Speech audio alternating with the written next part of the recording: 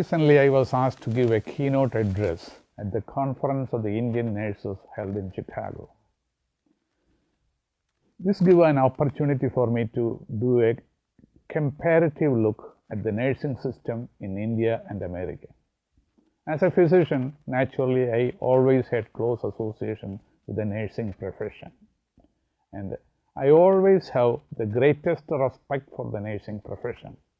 As a junior physician, about 45 years ago, I was taking care of one of my patients in Kottayam Medical College Hospital. Patient was an alcoholic, and suddenly he went into major alcohol withdrawal seizures, which we call delirium tremens.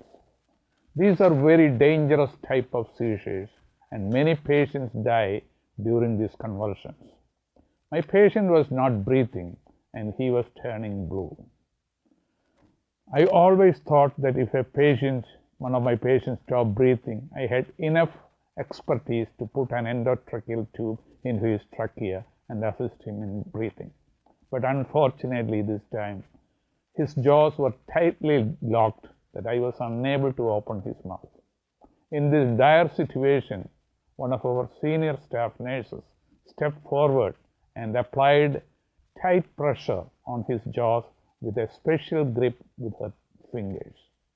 Patient's mouth opened, and I was able to put the breathing tube into his windpipe, and he started breathing again. When it was all over, the senior staff nurse with graying hairs gently whispered in my ear, "Doctor, always remember this. Doctors may save patients, but we, the nurses, save the doctors." I have learned many things from my physician instructors in India, England, and America. But nurses in all these places taught me many practical things in the practice of medicine. I am not the only doctor who learned all those things. Most physicians do. In our daily practice, when blood pressure goes abnormally up or down, when the electrolyte balance moves to the south, or when blood gases or blood sugar go haywire, or when fever suddenly creeps in, or when potentially dangerous abnormal arrhythmias appear on the cardiac monitor, it is the nurses who first notices it and take action and then call us. Today, according to the World Health Organization records, there are 19.3 million trained nurses in the world. In America, there are 3.9 million formally trained nurses.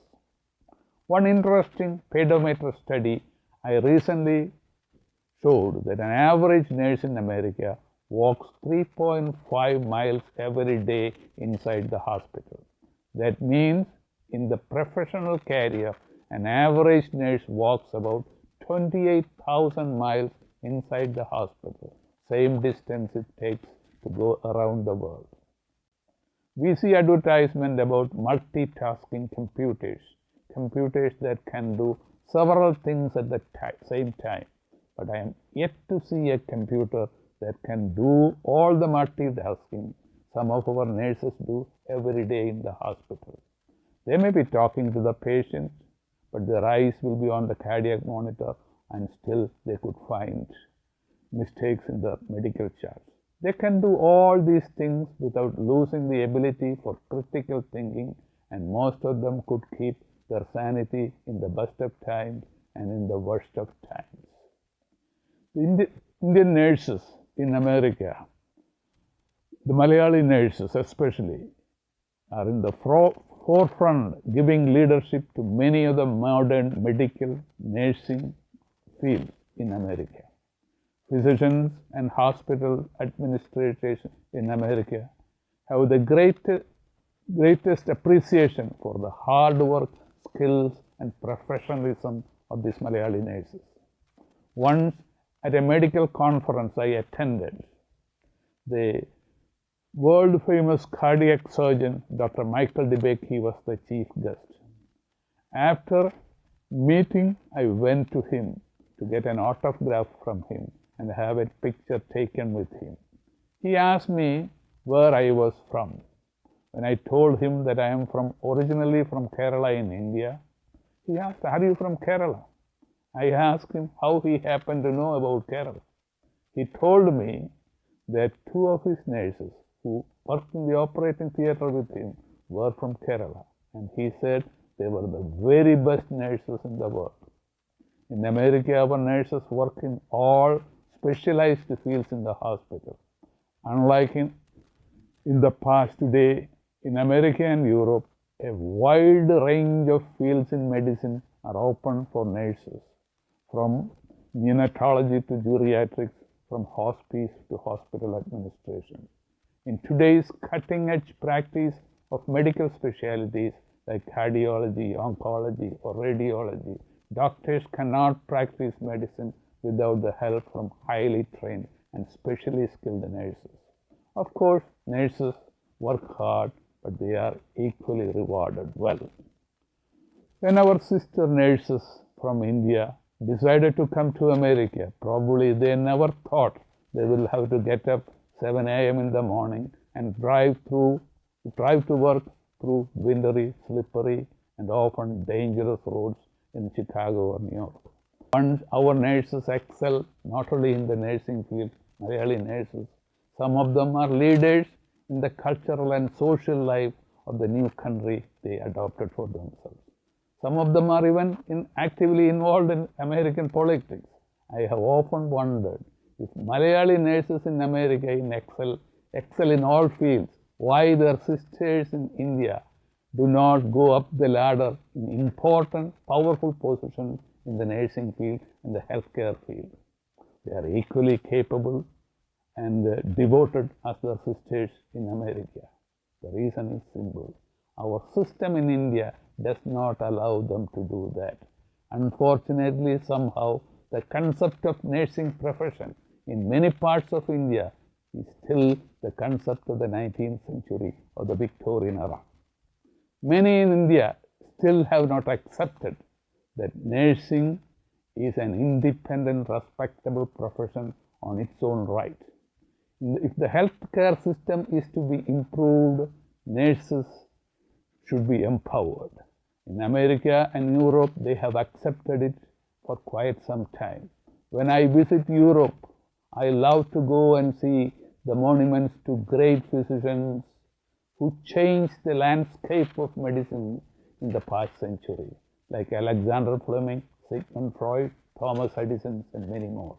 But when I stood under the statue of the Florence Nightingale, the mother of modern medicine, in the Waterloo Place in London, I thought the great changes in medicine she effected was equal or more than most other things that pioneers made in the last century. Time, the educated, smart women, even from royal families, went to nursing. The lady with the lamp lighted for centuries the field of medicine to come. We have great physicians in India we all loved and admired. Their skills in meticulous clinical examination of the patients, their knowledge of medicine of that time, and also by intuition they reached diagnosis and gave treatment. But nobody dared to question any of them for the intuition. But today, intuition is not enough, however famous a doctor is. It should be verified by scientific proof and data.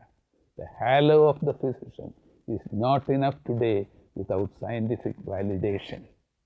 That is where today the well-trained and well-qualified modern-day nurses become an integral, respectable part of modern medicine practice. Yes, we witnessed historic changes in the medical field like organ transplant, telemetry, electronic medical records, and robotic surgeries. But in spite of all these in medicine, still medicine remains an art as well as a science. Doctors and nurses are privileged to witness the beginning of life at the birth of a child and also shared with the patient his last moments in life. In between, they listen and give compassionate care for the suffering. And there is absolutely no doubt that the Indian nurses in America rise up to the highest standards expected of them. I have often felt if a monument or a statue is to be erected in Kerala for someone who made the maximum self-sacrificing contribution to the economic, social, and cultural progress of Kerala in the last 50 years, it should be a statue of a Malayali nurse abroad in her nursing uniform. This is Dr. I.P. Thomas from Chicago. Next week also, we will see you in the same time. Thank you.